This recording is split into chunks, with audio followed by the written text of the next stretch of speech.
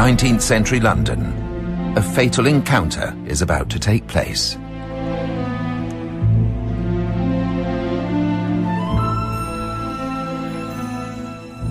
The Haunted Hotel by Wilkie Collins, dramatised for radio by Rod Beecham.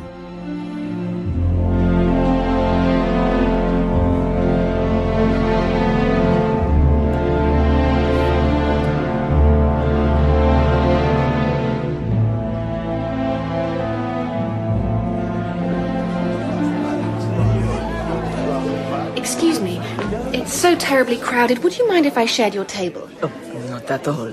Please, feel free to do so. Thank you. Adele gives wonderful tea parties, but she does tend to ask half of London. I don't think we've met, have we? Not to my knowledge, no. My name is Agnes Lockwood. And you are? You are Agnes Lockwood? Yes.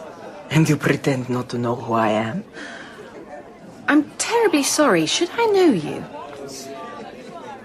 I am the Contessa Naronna. I see. I had no idea. Oh, you must hate me. Of course I don't hate you. No, really. It was made quite clear. I'm aware that you knew nothing of my situation.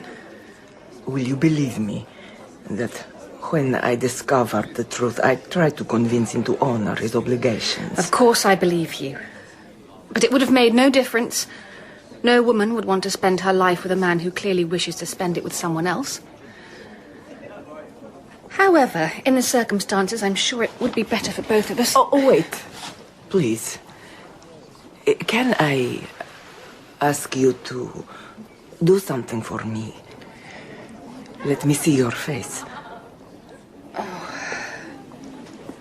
If you insist. If you would just lift your veil for a moment. Is that too much to ask? Of course not. There. My face. For what it's worth. Oh, my evil angel. What? What is it? Contessa, can somebody help me, please? What's the matter, miss? This lady, I think she's fainted. Can you get me some smelling salts? Agnes, whatever's happening? Oh, Adele, I don't know. She wanted to look at my face. Your face? And then she fainted. But her expression, I've never seen anyone look so frightened.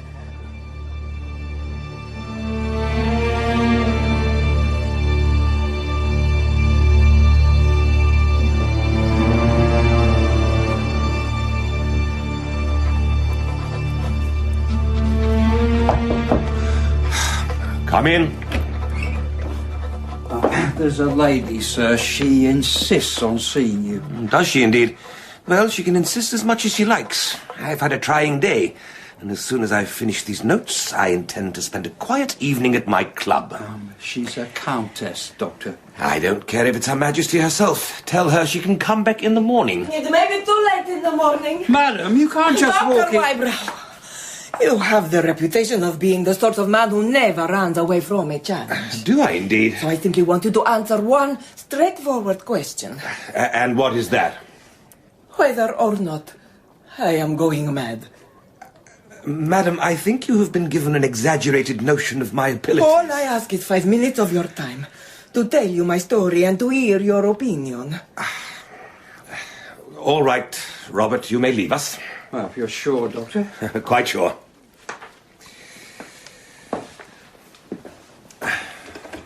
Very well, madam. You have my full attention. Oh, Doctor. This afternoon, I met someone. Someone I had unintentionally wronged. A young Englishwoman who had been engaged to the man I am going to marry. A woman of whose existence I give you my word. I had been totally unaware until after I had agreed to become his wife. I see. Indeed, when I discovered the truth, I insisted that he honored his obligation. But then he showed me a letter from the woman herself. A noble, high-minded letter releasing him from his promises. But also one that made it clear, gently but firmly, that there was no hope under any circumstances of ever renewing their relationship. Go on. He appeals to my compassion. You know what women are. I was too soft-hearted, and we are to be married this very week. I can see this has been very distressing for all parties, Contessa. But you spoke of madness. This afternoon, as I say, I met her by chance. We exchanged a few words. And then, I don't know why, I was seized with a need to study her face, to look into her eyes. But when I looked into them, I felt a terror that I have never felt in the whole of my life. A terror of what exactly? Retribution. I felt at that moment she knew I was going to commit some dreadful crime, and that she would make me pay for it. And then? I fainted. And when I recovered, she was gone. Well, tell me. Am I mad? I think the best explanation I can offer is that you feel some sense of understandable guilt towards this woman, which you have tried to rationalize but can't. And that when you met her, it transformed itself into this irrational sense of foreboding. Oh, no. The mind is a strange organ, madam, which we are only just beginning to understand. Oh, is that the best you can do, Doctor? Oh, then, I really am doomed. Why, Brown? You're very late this evening. I'd just about given you up. I was unexpectedly detained by a lady. Really? Well, do sit down and tell me about it, always assuming it's fit for my tender ears. Waiter, bring me a large whiskey, will you? Yes, Doctor. Obviously, the ladies put you through it. Tell me, have you ever heard of the Contessa Nerona? I take it that means you have. And am I to take it that you're the only man in London who hasn't? What a sheltered life you doctors lead. Certainly. I pay very little attention to casual gossip. Was it the Contessa in person who detained you? An extraordinary woman. Fascinating and utterly repellent. As pale as death. And her eyes. At once the cruelest I've ever seen and the saddest. What do you know of her? A great deal, and none of it to the lady's credit. But as you say, you're not partial to casual gossip. I think it would be fair to say that in this instance my interest is professional. Of course. Well, they say she was in fact never married to the Count whose widow she claims to be. That she narrowly escaped being implicated in a poisoning trial in Vienna. That she was a spy for the Austrians in Milan. And that the man she claims is her brother isn't really her brother at all. What man is this? Your whiskey, sir? Ah, thank you. He calls himself Baron Rivard. Word has it that he's a gambler at every table on the continent. And that most recently Milady herself had to flee Paris under the accusation of running an illegal gambling salon. But I don't understand. What man of any sense or breeding would break off his engagement to marry such a woman? Would I have heard of him? That depends if the name Mulberry means anything to you. You're not serious. Never more so. Herbert John Westwick, 1st Baron Mulberry of Mulberry, Kings County, Ireland. That's the fish your Contessa has landed for herself. But the man must be mad. That's the kindest way of looking at it. Oh, Henry, I'm so sorry. I'd no idea you were there. Don't distress yourself, Carstairs. Nothing you can say about my brother that would offend me. Unless, of course, you were foolish enough to try and defend him. It's a sad business, certainly. It's a vile business. The way my brother has treated Agnes is vile, beyond belief. There's no other way of putting it. Quite. Will you join us, Henry? Oh, if I'm not intruding. No, of course not. Wybrow, this is Henry Westwick, Mulberry's youngest brother. How do you do? Except that he is no longer my brother. I told him so to his face. The thing is, Wybrow has just come hot-foot from an interview with the lady herself, the so-called Contessa. Really? May I ask what you made of her, Doctor? I found her to be a very troubled woman. I'm delighted to hear it. She's caused enough trouble for others. Yes, but to be fair, well, you know women. They go where their hearts lead them. Always assuming they have a heart. No, but I mean, she's hardly marrying him for his money. The estate is entailed, surely. I mean, if anything happened to Mulberry, she wouldn't see a penny of it. Not of the estate, no. But I happened to learn only this morning that my brother, the Montbarry, has insured his life in her favour for the sum of £10,000. Sounds like Montbarry's walked into a hornet's nest. Well, he only has himself to blame. After the way he's treated poor Agnes, he deserves anything that happens to him. Now, if you'll excuse me, gentlemen. Yeah, of course, pleasure to me. Oh, poor young devil. He certainly seems passionate about his brother's behaviour. No. He's in love with the girl himself. With Miss Lockwood? Yes. Well, they're cousins, you know. Agnes practically grew up with Herbert, Henry and Francis. He's the middle brother, next in line to the title. And Henry's been sweet on her since they were children. Rumour has it Henry even proposed to her. But she preferred the eldest brother. Agnes felt about Montbarry the way Henry feels about her. Maybe even more passionately. Montbarry and your Contessa between them, they broke Agnes's heart.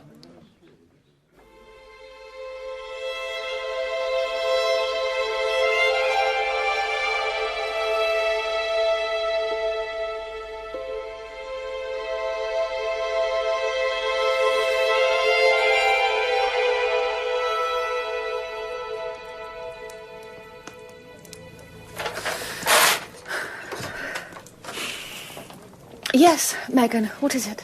It's Master Henry, Miss Agnes. Wondering if he might have a word with you. I'm not sure if at the moment... He's going away, miss. He wants to say goodbye before he leaves. All right. Show him in. Agnes, my dear, Oh, I'm sorry. I've come at a bad moment. You're burning his letters? You've come at exactly the right moment, Henry. This is the very last one. Oh, there. That's done. Now that they're actually married, it seemed appropriate somehow. Agnes? Did you go to the church? Of course I didn't. How could you even think it? None of the family went. Not even Francis? Well, Francis least of all. He feels even more contempt for Herbert than I do. And even if he wanted to, do you think Susanna would have let him? Oh, Susanna is a dear.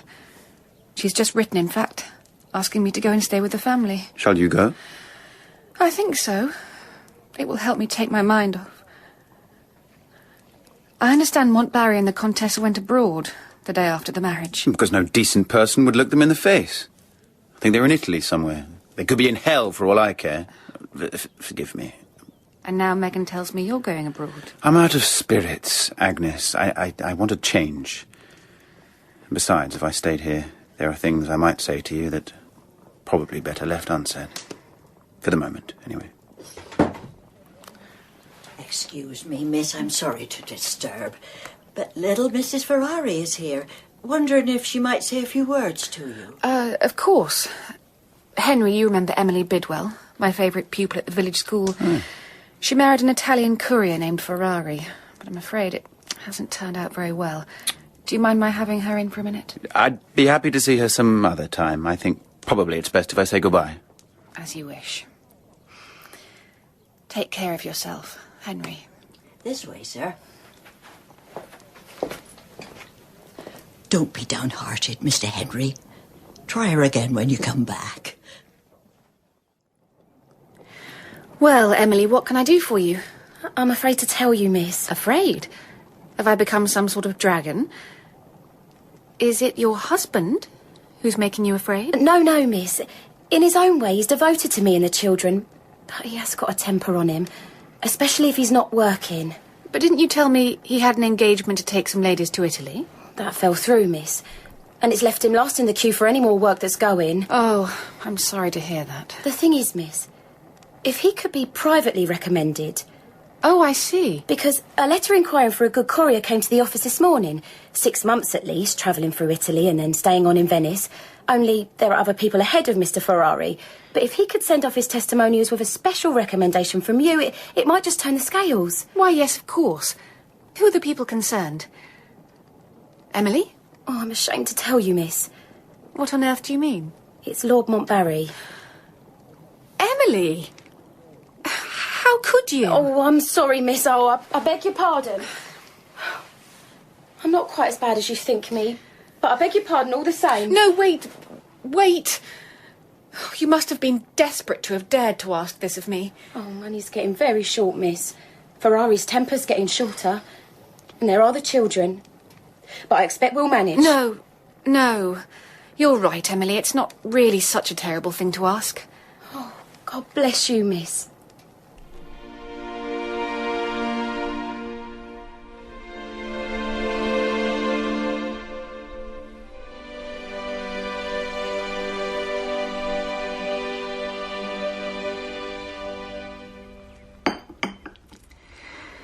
Must you really go back to London tomorrow, Agnes? Susanna, I really must.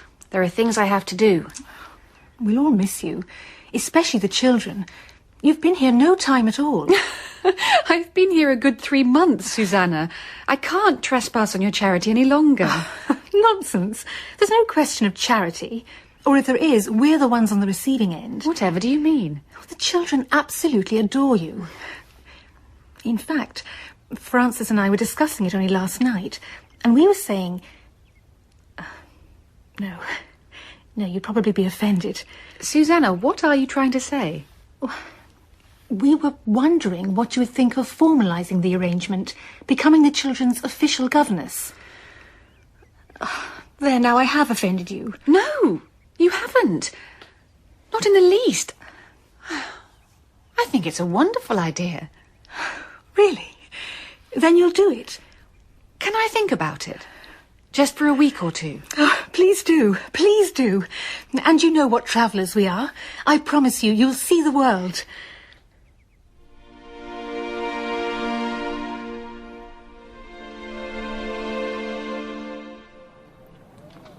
Oh, Miss Agnes. Thank heavens you're back. Megan, whatever is the matter? It's little Mrs. Ferrari. She's been here all day waiting for you. She's in a dreadful state, dreadful. Emily? Oh, miss, whatever could have happened to him? I don't understand. Happened to whom? My husband. It's Ferrari, Miss Agnes. He's left Lord Montbarry without a word of warning. Nobody knows what's become of him. Who told you this? The courier's office, miss. The secretary himself. Calm yourself, Emily. I'm sure there's some perfectly reasonable explanation. What explanation could there be, miss? I know he's not always the best of men, but to walk away from his employers without a word... Why would he do such a thing? Was there nothing in his letters that might give you some sort of explanation? Not really, miss. I have them all here. The last one, perhaps. It made me feel uneasy when I read it, but it still doesn't explain anything. May I? Of course, miss. Maybe you'll see something I couldn't. Dear Emily, more of my lord's economy. Instead of going to a hotel, we have hired a damp... Instead of going to a hotel, we have hired the damp, rambling old palace. Apparently, it comes cheaper for a 2 months' term. My lord tried to get it for longer. He says the peace of Venice is good for his nerves. But a foreign speculator has acquired the palace and is going to turn it into a hotel. The Baron is still with us. He and his lordship seem to disagree more and more with every passing day. What about exactly I couldn't say, but it seems to be to do with money. And it's had a bad effect on Milady as well.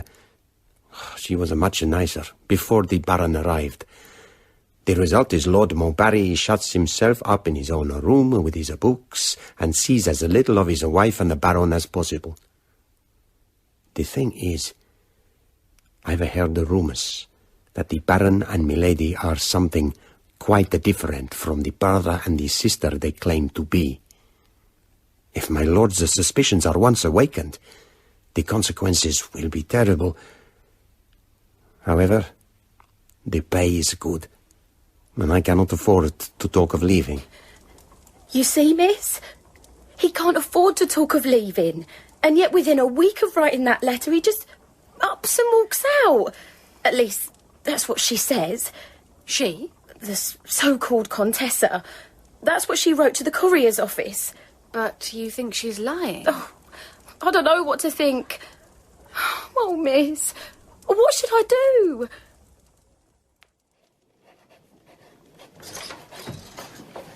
It's Mr. Henry, miss. Ah, Henry! How wonderful! Just the person I wanted to see. Agnes. In fact, I was just writing to you. I very much need your advice. My advice? About Emily, Mrs. Ferrari. Something very strange has... Henry? What is it? I have some news. Bad news, I suppose. Yes, even in the circumstances, it's very bad news. Montbarry is dead. Dead? Herbert is dead? I'm afraid so, yes. But when?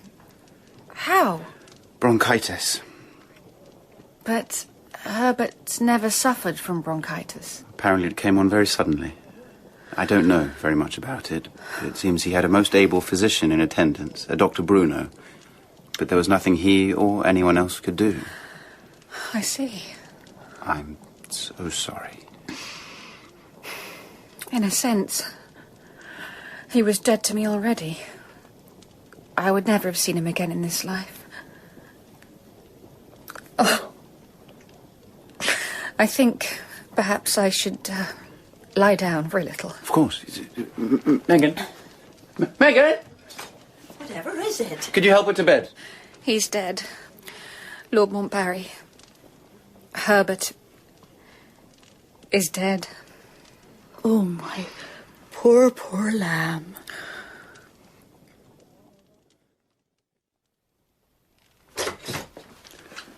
How is she? Oh, she'll be all right, sir. I've given her one of my sleeping draughts. Is there anything I can do? No, not at the moment, sir. But come back in the morning. She'll be needing you. What on earth is that? Emily. Where's Miss Agnes? I have to see her. Well, you can't. She's sleeping. Emily? What's all this about? Sir, they've killed him. What? Who are you talking about? That Contessa and her Baron's so-called brother. They've murdered him. Lord Montbarry? No, my husband. The pair of them had done away with Mr. Ferrari.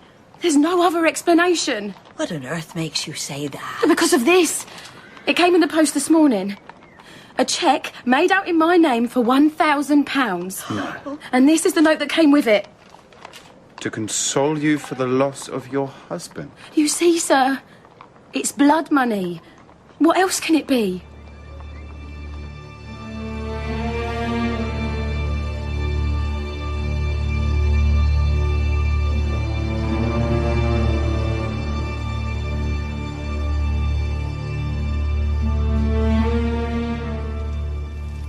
Are you sure you want to talk about this, Agnes? Perhaps you shouldn't excite yourself. But what on earth can it mean? Who can have sent it? Well, this is the thing. We know that now. Emily made inquiries at the insurance company. It was my brother. Herbert? He sent the money. So it would appear. The doctor, Dr. Bruno. Apparently Herbert placed it into his hands with urgent instructions to put it in the post immediately. But why would he do that? I don't understand. Neither does anyone else. Well, perhaps Emily will find out the truth. She's gone to see the Contessa. The Contessa is in England? In London, at Norbury's Hotel. She arrived yesterday. But why has she come back? Oh, why do you think? To collect the £10,000 that became due to her on my brother's death. What is it you want from me? It's very simple, me lady. I come to acknowledge the receipt of the money sent to Ferrari's widow. Are you mad or drunk? I'm no more mad or drunk than you are, my lady. Ah, then you are only insolent, like so many of your countrymen. My lady... You walk in here You mentioned the name of a courier who left us very strangely. Are you his wife? I'm not his wife. I'm his widow, as you very well know. Oh, it was an evil hour when Miss Lockwood recommended my poor husband to be his lordship's courier. What did you say? I said it was an evil hour when... Liar! You liar! Tell me that you're lying, or I swear to God I'll strangle you with my own hands. I don't... Tell me that you lied when you used Miss Lockwood's name just now. Oh, no. That's no good. I wouldn't believe you now if you swore it under oath. I'll believe no one but the woman herself. Where does she live? Tell me where she lives, you noxious little insect. It's her, miss. Who? The Contessa.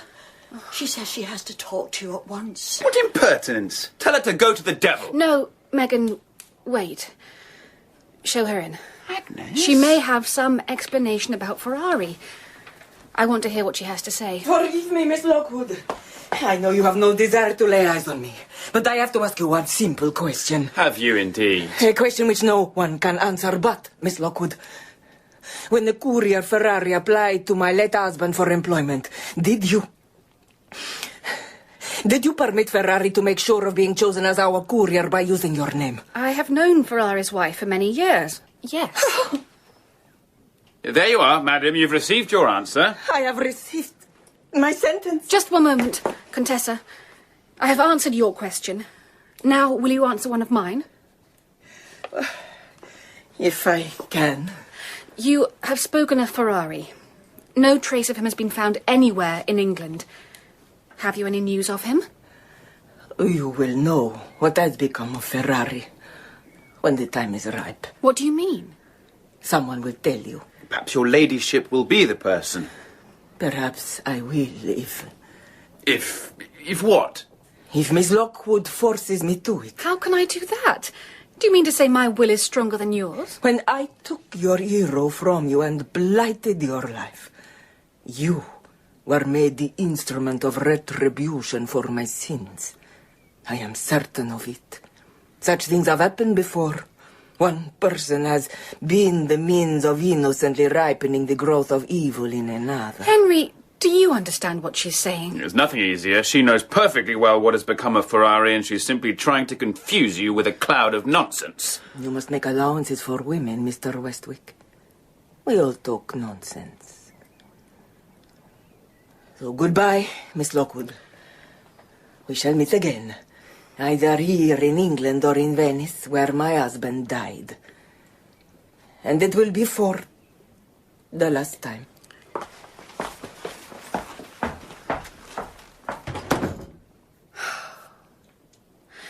Do you think she is mad? I think she is simply wicked. I believe she came here to enjoy the luxury of frightening you. She has frightened me. I'm anxious about you, Agnes. If I hadn't been here, who knows what that vile woman might have said or done. It's all right, Henry. Now, Agnes, please. Listen, I can't bear the thought of you spending your life alone and unprotected, especially after what's happened today. I don't need protecting, Henry. Of course you do. All women need protection. And you must know how I've always dreamed of being the one who does protect you. Please, Henry, don't. Have I offended you? Of course not. And I know how you feel, Henry. And of course I'm touched and grateful, but... But you don't return my feelings. It's too soon, Henry. It's too soon to know what I feel. About anything. I'm sorry, I've been very clumsy. I know you're only concerned for my well-being. But I can set your mind at rest about that at least. For the next year, I shall be well looked after. Oh, by whom? By none other than your brother Francis and my oldest friend in the world, Susanna. You're going to live with him? Oh, I shall earn my keep, Henry. I shall spend my time as governess to their delightful children. Yes, but... It will give me time to think, Henry. To recover. To sort out the jumble in my poor, confused head. When you say sorted out... Please, Henry. I've no idea what I'll be feeling a year from now. I'm not saying things will be different, and I'm not saying they won't be either. I know it isn't fair, but it is the best I can do. All right, then. A year it is.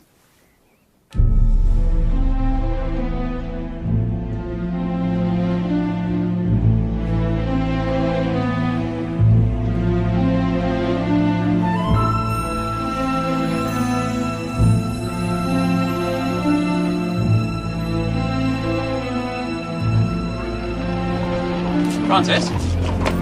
Francis! Good Lord, Henry! Is it really you? It's really me, big brother. But I had no idea you were in Paris. I wasn't, until an hour ago. I've just got off the train. Well, well. But what are you doing here? What do you think?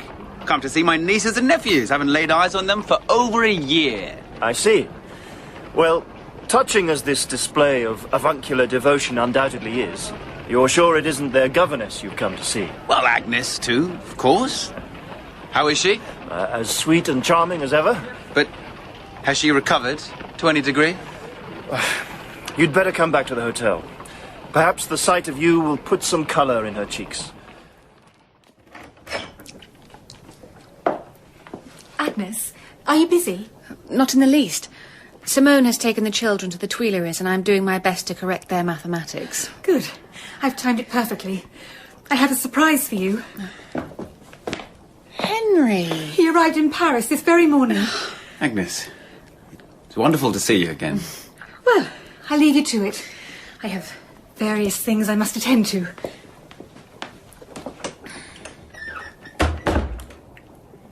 So, Agnes, how are you? As you see me, Henry, how do I appear to you? Not terribly happy, I must say. No. I thought with all the time that's gone by, you might have come to a different frame of mind. Did you? Well, I'm sorry to have to disappoint you. Agnes. Henry, when I see you, it reminds me of everything I've suffered. Can't you see? It's left its mark on me for life.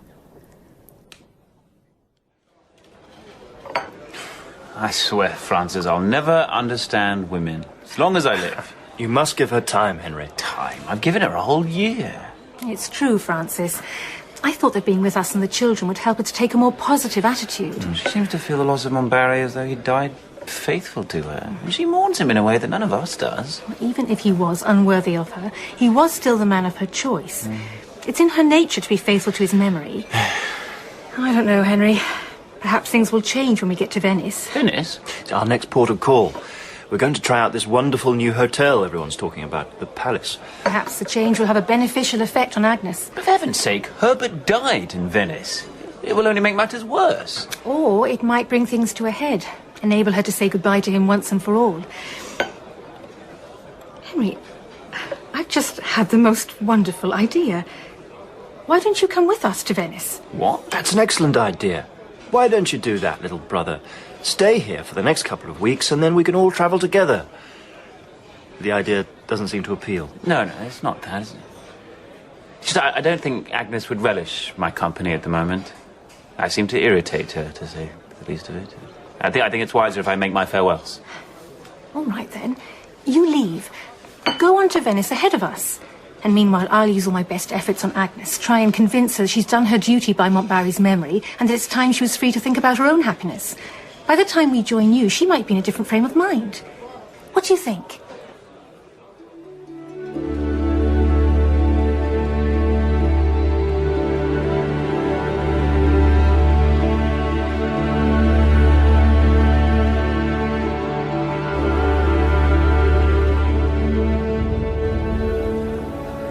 Your cigar, signore. Thank you. Can I fetch you anything else? No, that's all. Thank you. It's a lovely night, isn't it, signore? Yeah, certainly is. Lovely night in a lovely city. Good night, signore. Good night. Oh. Hello? Who's there? You? Mr. Westwick. For a moment, I couldn't believe it. Contessa, what are you doing in Venice? I heard you and your brother had gone to America. Oh, you heard correctly. May I sit down? I'm smoking a cigar. I like cigars. Well, sit down then. I can't stop you. Thank you. So I take it you lost your appetite for things American? I lost more than my appetite. I lost my companion. Oh, I see. He found more congenial company? Another sister, perhaps? He died. Oh, dear. Shot to death in a gambling saloon? My brother died no extraordinary death, Mr. Westwick. He sank with many other unfortunate wretches under a fever prevalent in a city we happened to be visiting. And now you've returned to Venice, in spite of what must surely be unhappy memories. Yes. I couldn't help myself. Whatever do you mean? If I had a will of my own, I would never have set foot in Venice. I hate the wretched city. But here I am. Tell me, when does Miss Lockwood arrive? How the devil did you know Agnes was coming here? Let's say that I guessed it. And do you know why? I've no idea what the superficial reason may be. I only know that we are to meet. By chance, by destiny, call it whatever you like. Chance seems to have a queer way of bringing the meeting about. We've arranged to stay at the Palace Hotel. Your name is not on the visitors' list? Surely you understand my reasons for shunning that hotel. I'm afraid I have absolutely no idea. If you say so. Nevertheless, I think you are right, Mr. Westwick. Destiny demands that I move into the Palace Hotel. I shall see to it immediately. Oh, isn't it beautiful? In the moonlight. What? The Church of San Marco. Goodbye, San Marco, by moonlight. I shall not see you again.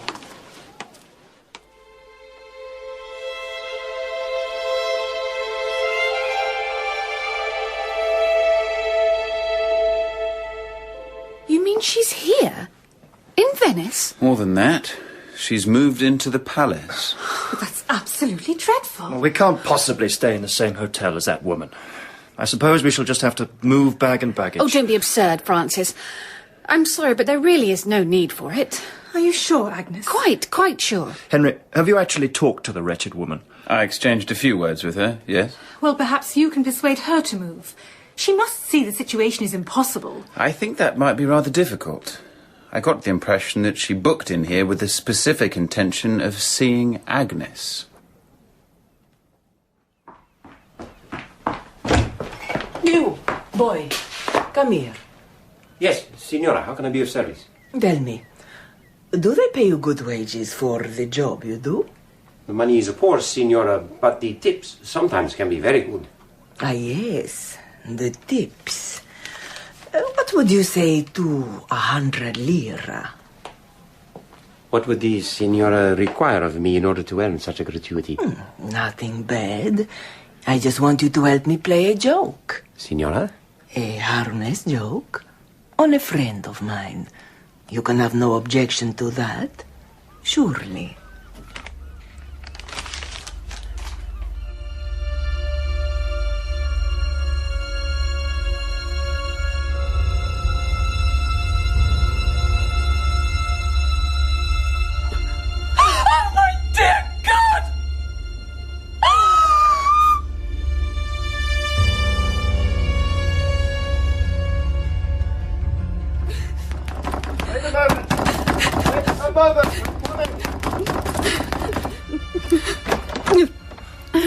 Agnes, my dear, whatever is it? Oh, Francis. Oh, God, the things I've seen.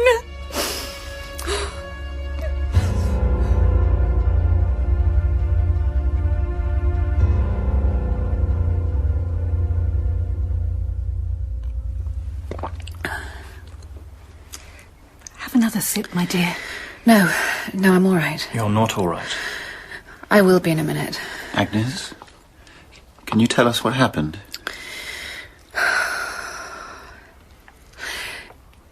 It was the room.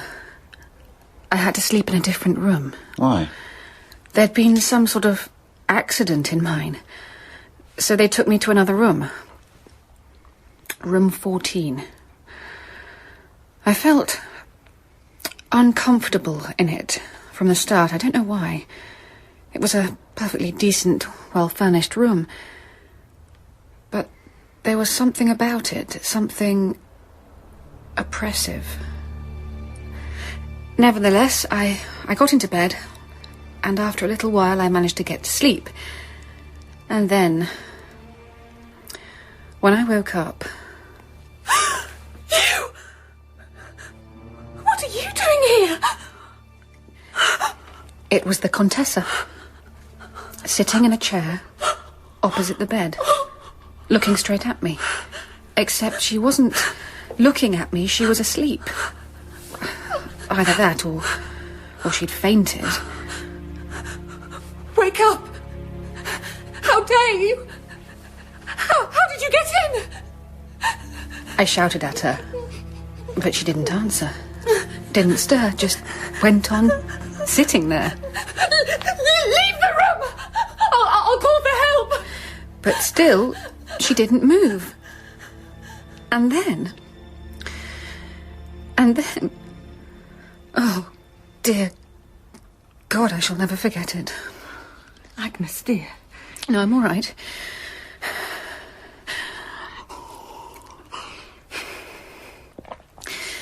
It was a head. A terrible, human head, floating in the air in the middle of the room. I've never seen anything like it. There was no flesh. The skin was stretched tight over the bones and dark, like the skin of a mummy. The eyes were closed.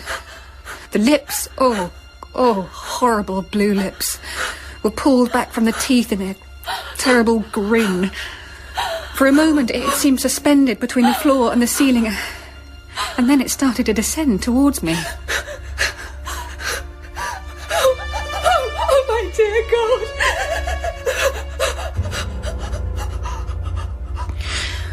Oh, and then there was this vile smell, like the smell of graveyards, and then the head stopped, moved away from me, moved towards the Contessa as she lay in the chair, and then the eyes opened. Ah!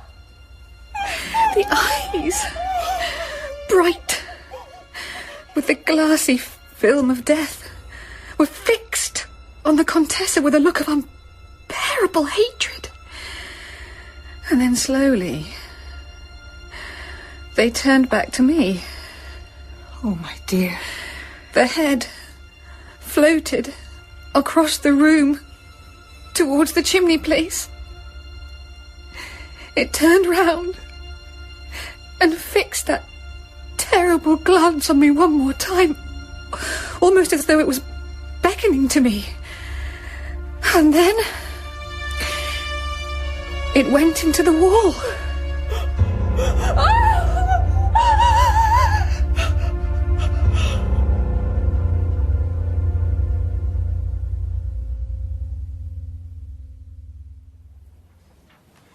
And you say this is where the head disappeared? Just there, at this very spot. Sounds surprisingly hollow. Does that mean anything? Well, there are two possibilities. Either Agnes dreamt the whole thing. It wasn't a dream. Oh, I only wish it was. Or the thing was trying to tell her something. Draw attention to whatever lies behind this wall. I think we should get hold of the manager. Persuade him by whatever means we can to let us take the plaster down. Ah, Henry. I've just learnt the most extraordinary thing. I was talking to the servant who made you change rooms last night. I put the fear of God into him, and he finally told me the truth. About what? There was nothing wrong with your original room. He was paid to trick you into sleeping here last night. Paid by whom? By the Contessa. I'm right, aren't I, Henry? You are. She wanted me to sleep here last night. She wanted me to see what I saw. I think it was her way of confessing. Confessing to what? I shudder to think. Well, one thing. The misbehaviour of one of his employees might give us a little leeway with the manager. All right. Stand well back.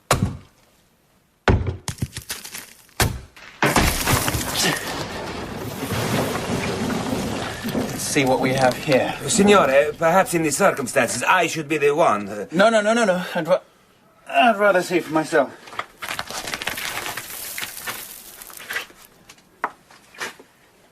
Henry? In just a moment. Oh, Well? there's a body. Oh. It's a man. It's just about all you can tell. It's rotted away to almost nothing. Terrible. Can I see? No, you most certainly cannot. Stay there. There's no point, anyways. There's nothing anyone could identify him by. Hardly any face, clothing. He must have been there well over a year. Ah, over a year. Does that signify? I was merely thinking, Signore, that the hotel has only been open a few months. Whoever is responsible for this terrible thing, it must have been before that time. But surely during the rebuilding? No, Signore. This part of the palace was left unaltered. Some decorating, yes, but the structure was left exactly as it was. Ferrari. What? What do you mean? In his last letter to Emily, Ferrari said Herbert was angry because he could only rent the palace for a few months. It was going to be turned into a hotel. This must be the place. It's possible, I suppose. I'm certain of it. I think this is the room in which Herbert died. That's why the Contessa wanted me to sleep here. Yes, but even so, it doesn't account for the body behind the wall. Poor Emily. Emily? It's Ferrari, I'm sure it is. Of course, you're right. They put him there. They? The Contessa and her so-called brother. Ferrari never walked out without giving notice. They killed him and hid his body behind the wall. But why? Because he knew something about Herbert's death. I don't care what the famous Dr. Bruno says. I've always known there was something suspicious about Herbert dying of bronchitis. Ferrari must have found out the truth. And they killed him to shut his mouth.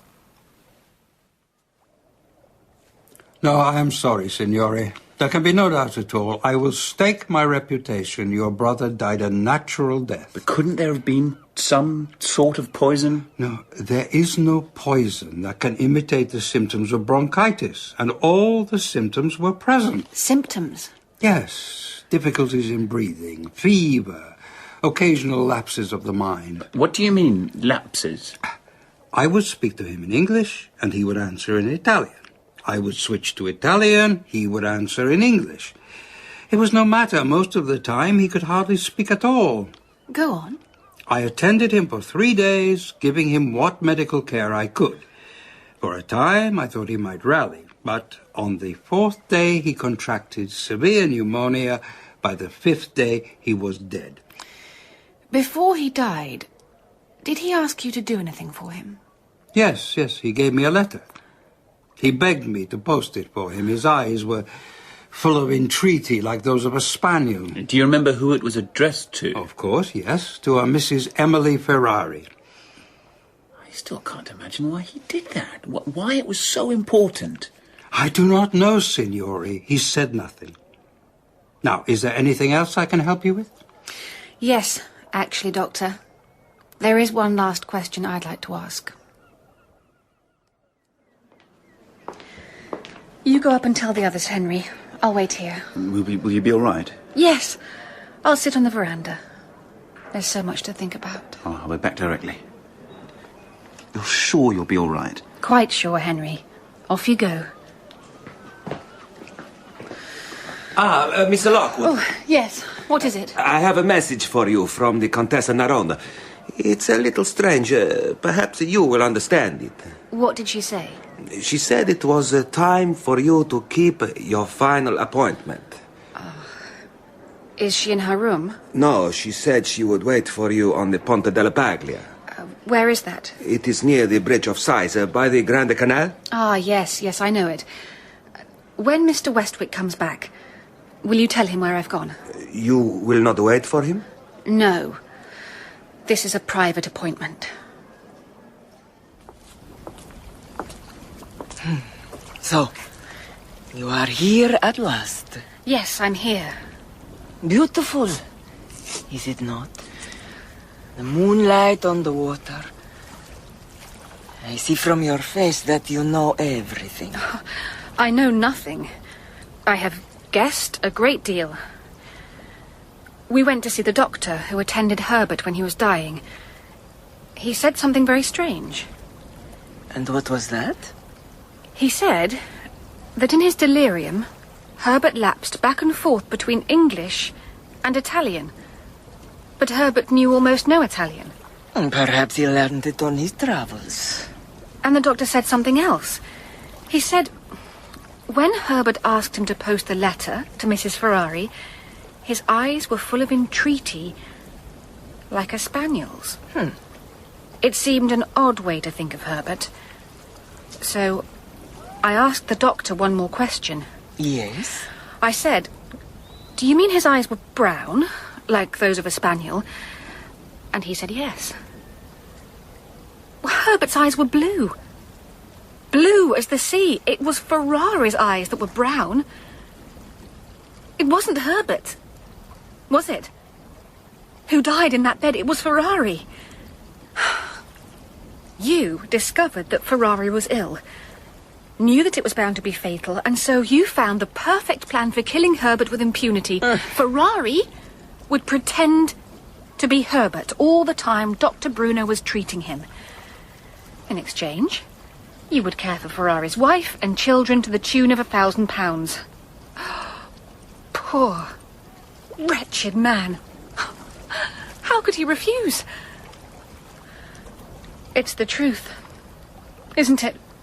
Why do you even ask? You know everything. No. I don't know what happened to Herbert. Did he suffer? Not greatly. It was poison. Something the Baron had found. He put it in his wine. It was painful, but it was over very quickly. Poor Herbert. Poor Herbert. He was not a good man. You know that. He didn't deserve to die like that. Perhaps not. And Ferrari, did he know what you'd done? He knew nothing. Perhaps he guessed. What difference does it make now? Of course, it can be argued that you can prove none of this. I'm sure if we opened Herbert's coffin, even after all this time, there would be enough discrepancies to prove the body wasn't his. Good. So there is no escape. You have done what you were always meant to do. I don't understand you. From the moment we met, when you first looked into my eyes, you said I was your evil angel. More certainly than I have ever known anything in my life. Then why did you do it? Were you so weak? Were you so much in the Baron's power, all you had to do was refuse? Oh, how easy it must be for someone who has lived the life you have to speak of resisting temptation. If you only knew. But never mind. You are right. In the end, we bring our fate on ourselves. You are not to blame. Go now. Your work is finished. It's strange. I almost want to thank you. Thank me? It's as though, by finding out the truth about Herbert, I'm finally free of his memory. Good. Then I have been of some service. Go to your destiny. We shall not meet again.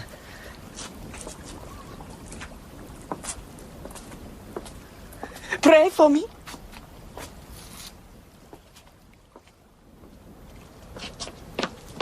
Agnes! Thank God. I was worried about you. Oh, there was no need, Henry. I was simply keeping an appointment. How could you let yourself be alone with that woman, knowing what she's capable of? It's done now, Henry. It's finished. Finished? It's only just begun. I'm going straight to the authorities to tell them everything we know. What was that? Nothing. Really? I thought I heard... Perhaps she's found some sort of peace. What? I don't understand. Never mind. Henry, would you like to take me home now? Agnes, you very well know I've been waiting all my life to take you home. Good. Let's go then, shall we?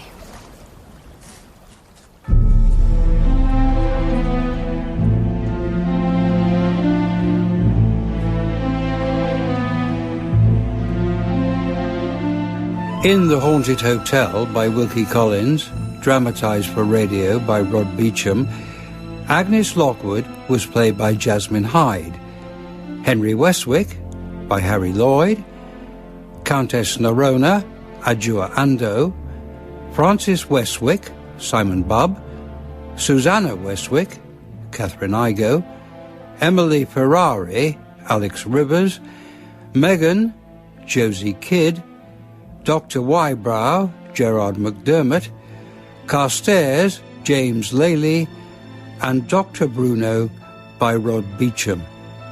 Other parts were played by the cast, and the play was directed by Bruce Young.